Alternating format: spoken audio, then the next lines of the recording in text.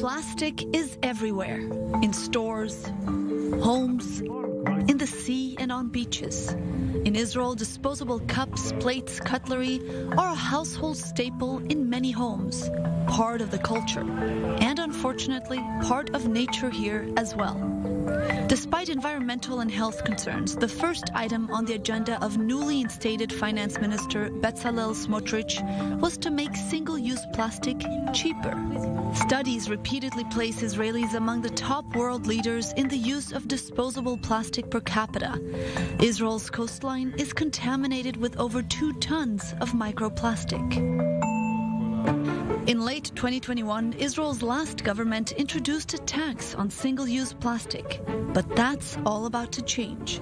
Because apart from the environmental factors, the use of disposable plastic in Israel has a significant cultural and political component. The taxes were viewed as a way of knocking down the Haredi population that uses them more than maybe other sectors because bigger families, more Shabbat meals, more smachot, more like occasions. And so they use we use a lot of disposables.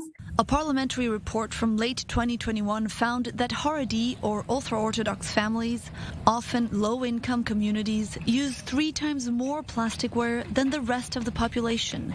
The tax was introduced from one day to the next without any education or information.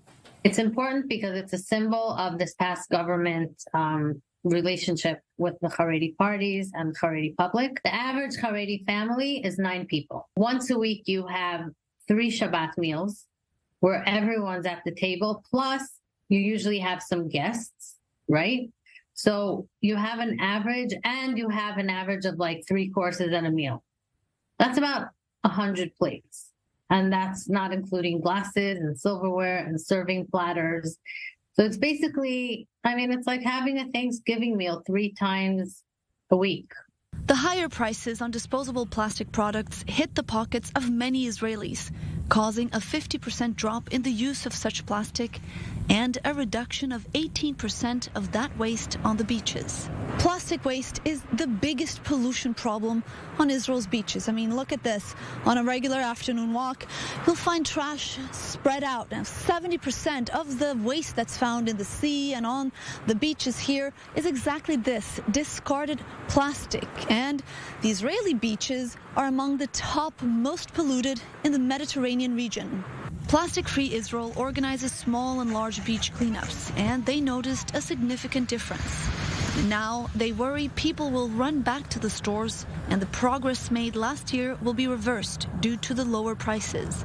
And they say the cheap price of plastic today hides its true cost. Single-use plastic is bad for the environment, is bad for human health.